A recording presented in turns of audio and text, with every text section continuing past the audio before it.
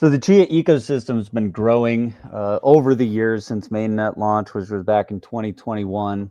I think a great place to start is with Dexie. So this looks a lot like a centralized exchange. You would think that this was just Coinbase, but this is not Coinbase. This is something very interesting. Lucas, let's talk about Dexie. Let's talk about the Chia ecosystem. All right, I'm glad we're starting. I like starting with Dexie. It's not centralized, it's decentralized, just like the decentralization maxis and values of Chia.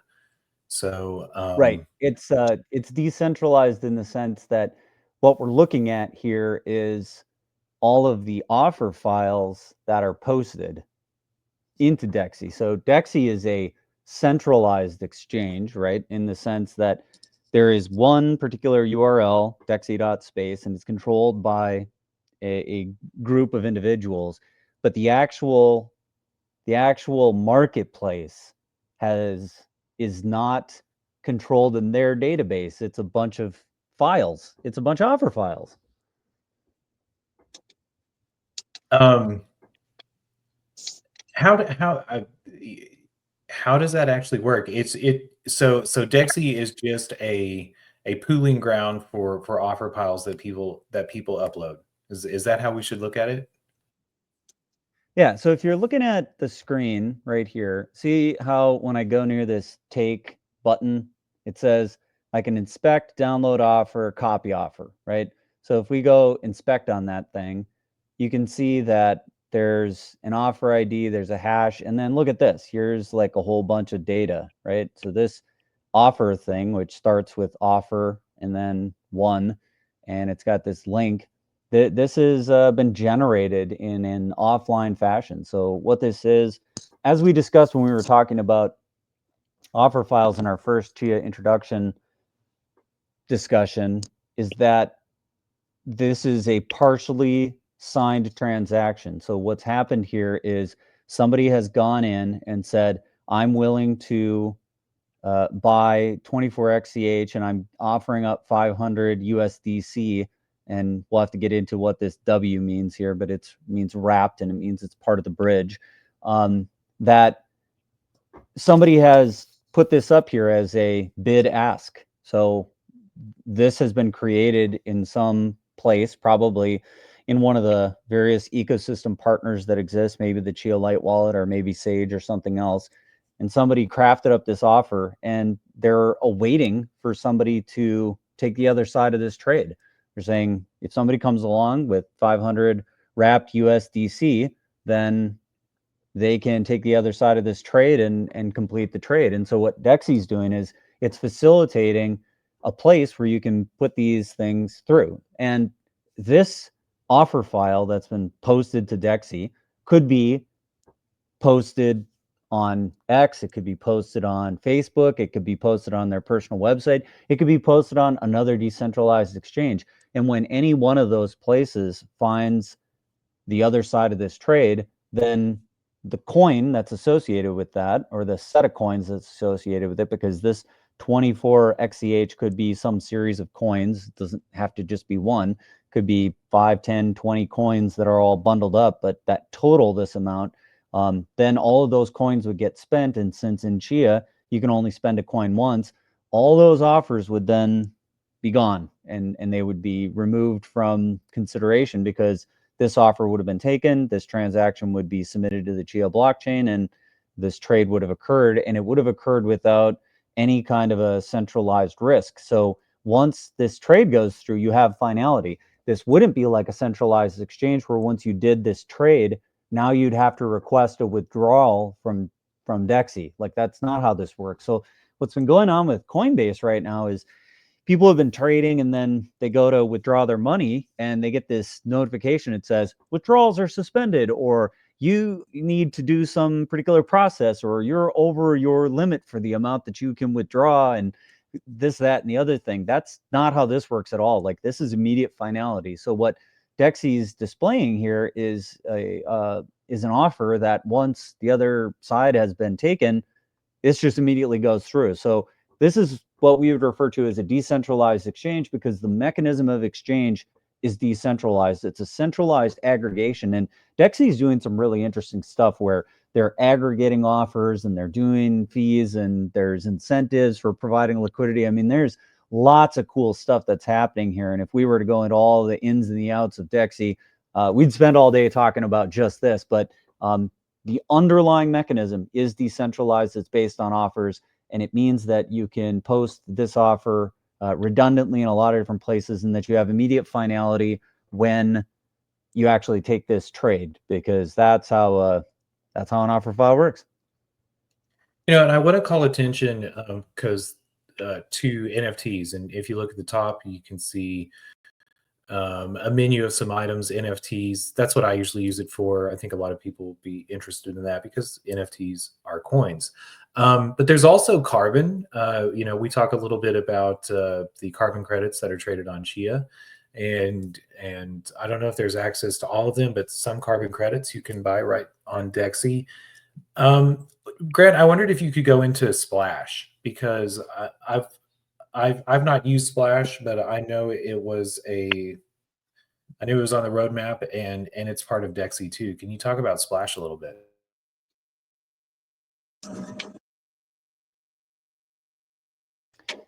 I don't know as much about Splash, unfortunately. So I feel like it's probably something we should spend time getting these guys in here directly to talk about, and let's take that as a note for something that we can get into all the ins and the outs of Dexie, because I think that what Splash is it's a mechanism for decentralizing the database and making the database available in lots of different places, if I recall correctly, which means that even all of this aggregation that they're doing, that there's a way to replicate it, if I recall correctly. Yeah, I mean that's what I had heard. It was sort of a peer-to-peer offers. But yeah, maybe we can have the Dexie, some of the Dexie crew on to tell us more about Splash. Yeah, but I mean, if we just kind of stay focused on the top level of it, since we're talking about, because really I would say it's a very technical internal detail of what makes Dexie very interesting is the mechanism whereby they've done some stuff. I think if we stay at the high level and say it's a decentralized exchange, in here there's the ability to trade assets, which is the types of tokens that exist on Chia. And then we've got NFTs, carbon. These are the kind of interesting things that are going on here. And some of what you're seeing here, I mean, look, it says low liquidity, no offers available. What this means is that, for this particular NFT set, like nobody's doing one of these particular things. Like there's buyers and no sellers. I mean, this is just kind of what's going on here. It's like there's sometimes. Yeah. Notice that 621 Martha Avenue, that is a DAC from Matt Hintz's solomonslot.com. So there you have a tokenized, fractionalized piece of real estate, a forward sale offer. So very interesting. Yep. And so, I mean, you can see that there's this pair setup where it's trading against Chia, and there's just nobody that's making this market. So, this is just the nature of the beast here. It's a difference in a centralized exchange. And a centralized exchange, you usually have the exchange itself is facilitating the market. It's making the market, but Dexie's not necessarily doing that. They're not making the market. So they're not just providing liquidity and taking any trade and just taking on that risk by widening the spread or whatever. If there's no offer file for the other side and you don't have a lot of people posting stuff, then there just is no activity, and that's just the nature of the beast here. So on this, it's a very one-sided market.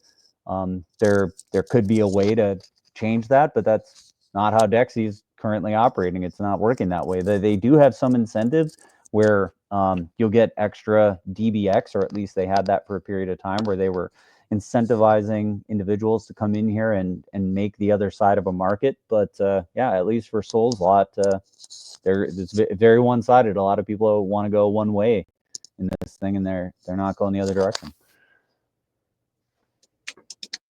Well, it'll be interesting to see if those DACs start having their own resale in the settlement period of the house. Anything else that you wanted to talk about with Dexie before we jump over to, oh, here we get, look, we're at Mint Garden. Nope. Let's move on. We got like 4 things we want to cook through, and we'll circle back to Dexie in a few minutes when we talk about the bridge. So the next thing I think would be interesting to talk about is Mint Garden, because NFTs definitely on Dexie you can do some trading. Mint Garden is the premier place to do NFT stuff on Chia. So one of the things that you can do on Chia is you can mint, you can create NFTs, and the creator of this site, which is Ace Vale, has been making a whole suite of tools with respect to minting and listing. And one thing you'll notice here that's very different from a lot of other blockchains is that you have something called provenance. So if we look at like maybe this collection, which is one of the more premier creators on Chia. So this guy, Stepster, Steve Step, has created a lot of different things. He's created, you know, multiple different collections. He's created a lot of different, you know, NFTs on Chia. Has been doing AI style art for a while, and he has something called a DID. So on Chia, not only do we have asset tokens, not only do we have NFTs, but we also have decentralized identity. And this decentralized identity, you have the ability to, in Mint Garden, come in here and have your decentralized identity associated with an avatar. So you can put up a cool picture, you can put your name up there, you can associate it with a profile. So he's linked it to his X profile. And this has then the ability to pin how you created certain types of NFTs. So knowing who created an NFT is oftentimes really important. That's called provenance. And so what Mint Garden has done is has created kind of the premier identity location on Chia, because one of the primary things you can do with your decentralized identity is it can be the basis of both owning and creating NFTs. And so just like when we were talking with Mondo the other day, we looked at his Mint Garden profile and we could see a whole bunch of stuff that he had created. That's because when you create a collection, that collection can be created by a specific profile. And when you buy an NFT, you can also say that the NFT that you have is owned by a specific profile. And so it's one of the things that people have been doing on Chia is saying, hey, not only am I super proud of like what I've created, but also I'm super proud of what I have purchased, like what I own. And so there are profiles out there that are collectors that are just curating NFTs that they thought were super interesting and the ones that they purchased and owned. And sometimes having somebody have owned an NFT is a really interesting thing, like who has owned it in the past. And so one thing that you can do with any particular NFT is you can see the trail of provenance. So let's see if I actually pick an NFT here. Let me go back and choose one. So maybe this one here, and then we can go look and we can see here's the chain of provenance. So it's all the different people who have owned this over time. So this one was created by Steve, and then it was acquired by this person who has not moved it to their profile. So this is just some XCH address that owns it. And that's one of the ways that NFTs can be owned. But if this person said, I'm super proud of the fact that I own this, then he might move it from this XCH address to his profile, and then now you would show that in the trail of provenance. And the other thing that's really interesting on Chia, which I don't think we've spent quite enough time talking about, is there's a royalty. So Steve created the royalty, and anytime this NFT trades, there's a 5% royalty that goes back to Steve, and that is enforced on chain. Yeah, we haven't talked about that as enough, but NFTs have the ability to have a royalty that is part of the coin, that is not part of an exchange, baked into the NFT, as we like to say. And I had never paid attention to the provenance side. I find that interesting. I've never, I buy NFTs, but I never sell them. So I hadn't really thought about digging into who had acquired them before. There's also Mint Garden. Part of the name is minting, and I know that Acevale also has built in a tool for minting. Can we talk about that for a second? And I think if you go to in the Yeah, address I was going to show one more example of this provenance. So you can see here, this is what it looks like when it goes through a sequence of these. So in the last one we saw, there was a creator. Here's one that was created by Acevale himself. He's behind the Marvelous Marmots. So this particular NFT was purchased by this one individual. It was transferred to some other address, and then it was acquired by Alpha Ninja Bear. So this guy directly owns it on his provenance. So and all these times that it was traded, there was some royalty that was paid out. So this particular NFT has been traded a few times. It's owned by this particular individual, the Alpha Ninja Bear. This guy owns a whole bunch. So he's got about 300 that he owns, and these are all owned particularly by the Alpha Ninja Bear. Looks like a Tangang guy. Yeah, I was going to say he's a member of the Tang Gang. I didn't know Acevale was behind the Marvelous Marmots, which I don't have any, but I think they're cool. I like the Chia Marmot Association, although you're probably aware where that came from. I'm not. For some reason, Chia is obsessed with marmots. But yeah, so this is this is the Mint Garden Studio. So this is a way that you can make collections. So one of the ways that Acevale's been doing things in the background is he's been making tool suites to how you can make this stuff easier. So this one's like a desktop application you can download. It allows you to go through and put everything in as far as how you want to make your collection. So it allows you to upload your art and set your royalties and put all kinds of details in here. And then when you're ready to go, you fund it in a particular way and click the mint button, and then it starts creating your NFTs on the Chia blockchain. And once you've done that, Mint Garden is out there looking at the blockchain, watching for all the NFTs that are being created. And so if you look at Mint Garden, it has a way to see the feed, and you can see things that are happening. And I think it's even got a way that you can go out and start telling people that you're interested in their NFT. And that's like another kind of interesting thing that exists in the Chia ecosystem. And there's a way to alert people to the fact that they have an NFT that you're interested in, that you might want to purchase from them. So beyond just going up to Dexie and throwing something on there, there's ways that you can tell people of your intent to purchase or want to acquire their NFT. So there's some mechanisms in place for this kind of stuff as well.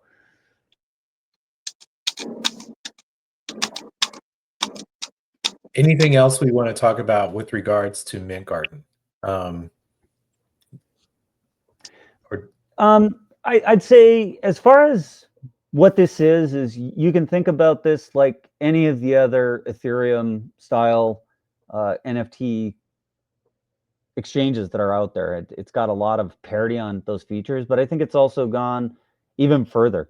There's stuff that's very particular to the Chia ecosystem. And the thing about Chia is this stuff has been out there for quite some time. So we initially created these tools. Acevale has been working on Mint Garden for years now, and they're very mature. There have a lot of full featured functionalities that exist here. You have the ability to do quite a bit with what's there.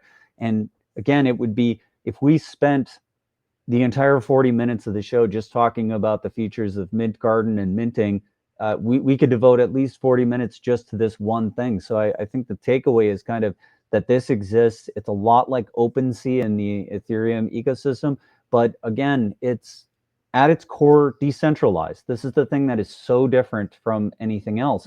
Whereas in OpenSea, they have the ability to rug royalties. They can just decide that they're not going to do it. In Chia, that's enforced. Like it's part of the protocol.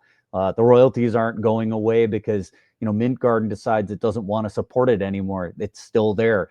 There's real ownership of NFTs. Like when you have the NFT, you're not renting space in somebody else's collection, but rather it's something that is particular to your mnemonic, your address. It's fundamentally a coin, so you have ownership of it in a way that is very different from a lot of other ecosystems. So I'd say the thing to make a note of on Chia and in Mint Garden is it's still that whole decentralized ethos, and it means that there are aspects to how it works that are fundamentally different from how it works on Ethereum and a lot of other blockchains. That coin set model, that UTXO model is really, really different, and it allows for things to work fundamentally differently. But enforced royalties, true ownership, and decentralized identity are probably the big points on what's going on with NFTs and on Mint Garden particularly.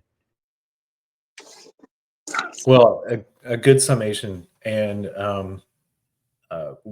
one of I don't know, Dexie and Mint Garden are two of the sites that I use the most whenever I'm exploring assets on Chia. So, but I'm glad we covered the mint. I think it's also amazing that Aceville has built in the minting tool. And bravo Aceville, and thank you for the work that you've done there. So SpaceScan, our blockchain explorer, go ahead. So SpaceScan, it's a block explorer. We've got lots of these that exist on blockchains. It's very fundamental, right? At its core, what are we looking at? We're looking at the blocks that are being created. So it's showing you the blocks that are being created. It's giving you some basic stats about what's happening.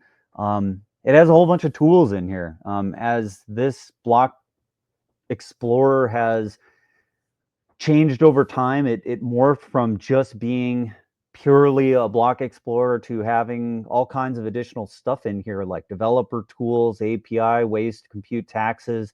It's a mechanism that has gotten larger as the ecosystem has continued to evolve. And I'm pointing out SpaceScan as that's one of the premier block explorers. There's a lot of other ones. It's not just singular. It's not just one. There's many others, but this is one that is very full featured and has really carved out like a particular piece of the puzzle in itself. I'd say the thing that maybe it still isn't quite doing that we would be more used to in other ecosystems, like I'd say Ethereum, is there's no sense of what Dune Analytics would bring. You don't have a full featured way of introspecting a lot of different stats and things that are happening on the chain, but it does give you the ability to explore, look at a broad swath of different assets that are in the ecosystem, as well as a way to learn about what's going on here. One thing that's really important with asset tokens or any types of ERC20 equivalents in the world of Ethereum is you have to know what is the ticker, what is this thing and who created it. And in Chia, assets have the ability to be really, really configurable, and they are configurable by what's known as the tail. So the tail of a asset token tells you how it can be issued, how it is limited in its issuance, whether it's a fixed issuance, whether it's open-ended, if the tokens themselves if there can be an increasing supply, if there can be a decreasing supply. In some ecosystems, you have the ability to just straight burn tokens, and that's usually ubiquitous. That just means you're sending it to some address where the token is unrecoverable. But in Chia, there are certain types of tokens which, since they're built on top of the fundamental token for the ecosystem, which is Chia, that's the L1 token, the XCH, we build everything on top of that. So you can think about that XCH is sort of the railroad on which cars run.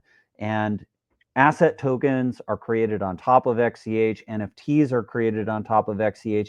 Everything is created on top of XCH. It's kind of this infinitely malleable type of base metal that can be used to forge new things. And so what SpaceScan has done is kind of filled in one of those niches within the ecosystem that says, if I create a token, how do I tell everybody about my token? How do I tell them what friendly ticker name should be associated with it, and what's that cool little icon, and all of that kind of stuff at one point was done in a very decentralized way through a thing called tail database. But I think over time, SpaceGAN has more carved out a place for themselves of saying, this is where you tell the world about your token, and so this is one of the premier places that you can go.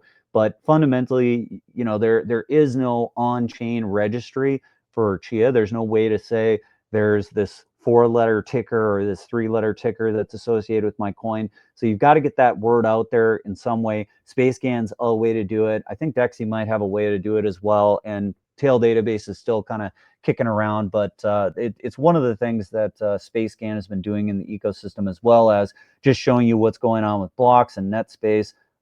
It's a great tool. I like it. So if you're looking for a blockchain explorer, SpaceGAN's one of them. And I might add that if you're looking to follow SpaceGAN on X, it's at SpaceGAN, but also Sabari is the developer there at NAT Saba SABA. So thank you to all the developers who are building these tools for us on Chia. And we're at TibetSwap. Yeah, let's talk about AMMs. So in the world of Ethereum, we've had AMMs for quite some time, and it was not obvious how to do this on a CoinSet model. If you think about what an AMM is, it's a liquidity pool. It's a way that you can put tokens into a place. You can automatically have swaps, and so even though we have offer files in Chia, and those offers can go out there, there's not an obvious way to provide liquidity for a specific token. Like how do you actually pull that off? Well, other than just constantly looking at the blockchain and looking at offers and going up there and doing stuff, there's not a clear path to that, especially in a CoinSet model. But we have a very bright young developer that has been coding in the Chia ecosystem for quite some time. His name is Yakuhido. He is well known within the Chia community as being one of the most interesting developers that we've got. And he started thinking about how you can do an AMM. And the AMM on Chia is called TibetSwap. And you'll note it's got kind of this weird URL. It's V2. That's because TibetSwap was originally launched and there was a flaw in it. And so it had to get relaunched. And so when it was created with a certain set of smart contracts, and those smart contracts are immutable. And the flaw that was in there was not fixable. There's no way to go in there and just, as a developer, push a new version, because ultimately everything that's happening here is it's not a centralized smart contract. It's a set of coins and it's a singleton, and there's some weird stuff that's happening in the internal details. And again, I don't think we want to get too much into the weeds on this, but other than to identify that Chia does have an AMM, it's one of the first places where we've ever seen a CoinSet model have an AMM, and it really speaks to the power of ChiaLisp, because without ChiaLisp, you wouldn't have the ability to create something like this. And so the amount of smarts and novel smart contract programming that had to go into this to make this work was pretty substantive. But we have an AMM, and it's similar to the same type of stuff that we would have in the Ethereum ecosystem. And just to broadly describe how it works, if you look down at the bottom of the screen there, you see that there's a liquidity pool or liquidity fee of 0.7, and that 0.7 is taken from all of the transactions that take place on TibetSwap, and that is distributed amongst the people who are providing liquidity. So if you've got some extra assets in your wallets and you want to put them to work for you, you can drag them over here to TibetSwap and participate in real decentralized finance. So anything else on Yeah, and this is patterned on Uniswap. And so if you're familiar with Uniswap, then it's something that's going to be fairly well known to you. I'd say one thing that's particularly of note is that when you're doing swaps on Chia, there's a there's a speed at which the blockchain is moving, and Chia moves a little faster than Bitcoin. I think it moves about 5x faster than what Bitcoin is doing. So it's definitely going quicker. But one thing that's happening with the particular AMM is that it works on a coin model. And so you're spending a particular coin when you're interacting with this AMM. And so if somebody's proposed a trade that's going to go into the next block, there's a way that you can actually find the coin that's about to go into the next block and say, well, yeah, I want everything that's there, but I also want something else. And so when you do that, the coin gets a little bit bigger and the fee gets a little bit bigger. And so if you're going to use this and it looks like the fee is too high, wait just a little bit and the fee will probably go back to something reasonable and something normal. It's one of the quirks of how the AMM works. And if you want to learn a little bit more about it, you can go into the FAQ and you can see what's going on, and it'll tell you a little bit more about this. But yeah, there's a little quirk of how this works. And if you're looking at it and you say the fee looks a little higher than I expected it to be, just wait a little bit or try it on an off hour. It definitely will do a little something different. And one interesting thing about Tibet Swap is there is a little fee that's going to the developer. So you're still helping the ecosystem by using this because it goes to Yakihido and he's incentivized to continue to keep building tools in the ecosystem and doing stuff because you're helping him get paid for running this thing. So, everybody that's doing things in the Chia ecosystem so far has found some little way to make money off of this and to keep the lights on. And so that, I guess, is one healthy function of the entire ecosystem is all these sites that we've identified have built teams around it, have found ways to make money. And so this is one of the ways that you're making money on Chia for Yakihido. But then there's also a way that you as providing liquidity make a little bit of money. And you need to learn about all kinds of stuff if you want to get in here and start working with these things about how these liquidity fees might bite you in the ass. And it's no different here than it would be on something like, say, Uniswap. So I'd say, learn about that stuff before you go in here and start trading. But it is a way that you can, without, again, having to go to some centralized exchange, be able to pick up some of these asset tokens. Like if you're trying to pick up space bucks, there's a facility in here beyond going to Dexie. You can go to Tibet Swap, and they're competitive in that sense, is that there's two different ways to do it.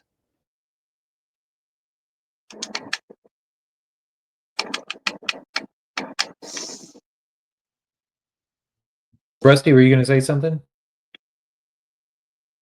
No, I'm good. Just really enjoying the conversation right now. Gotcha. I thought maybe you were I thought maybe you were getting excited about the bet swap and had a question.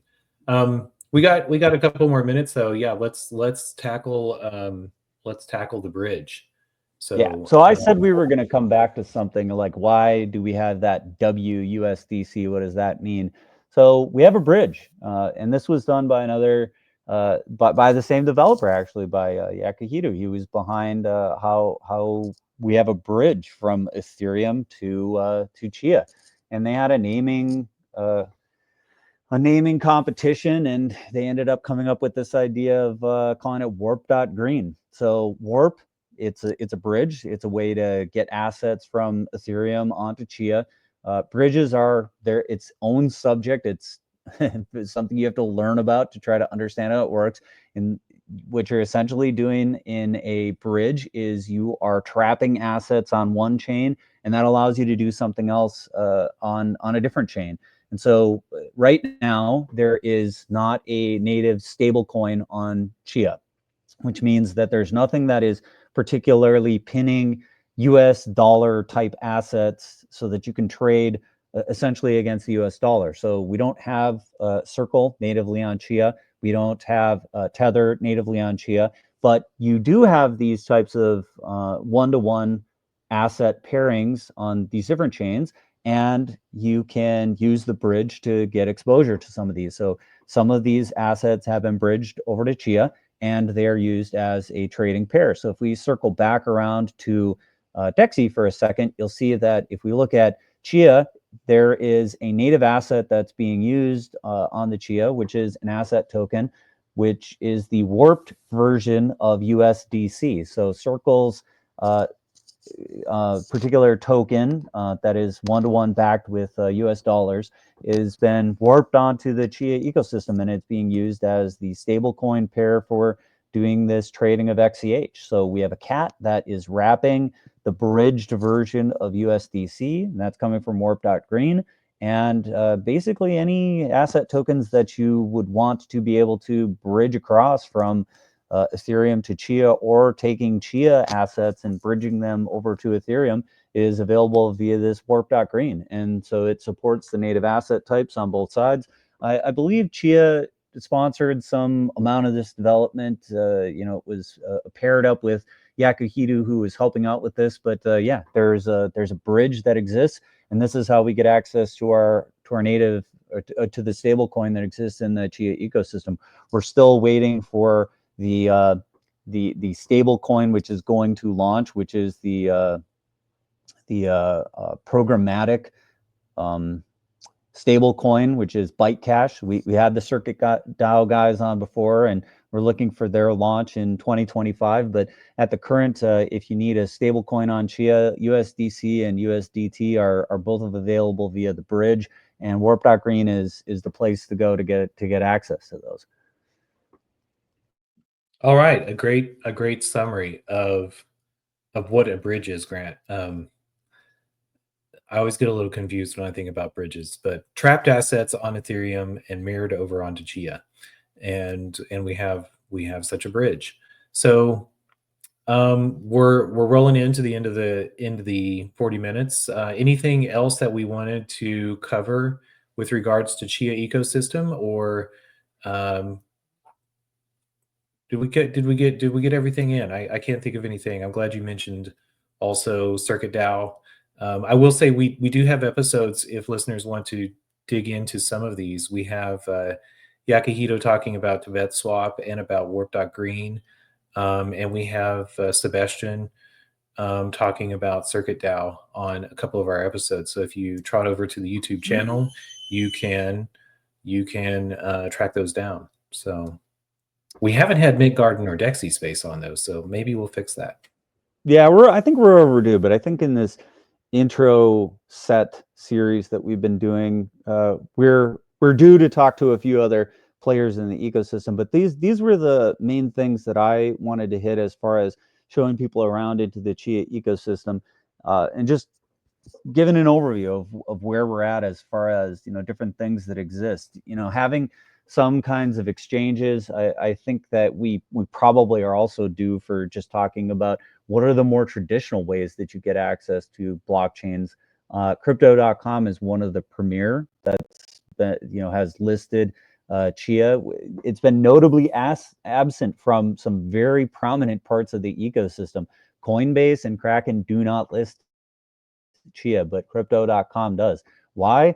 I don't really understand this. There's some sort of thing that's happened. I don't know if it was a spat between Bram and the founder of Coinbase or what happened, but yeah, there's a few of the notable centralized exchanges that don't list Chia. But I'd say maybe as the last piece is, if you're into more of the traditional centralized exchanges, Crypto.com is usually the one that people go to, as far as I know, that supports Chia. So if you're looking for that, that's one place to go. That's probably the last thing that I'd mention to close it out and round it out.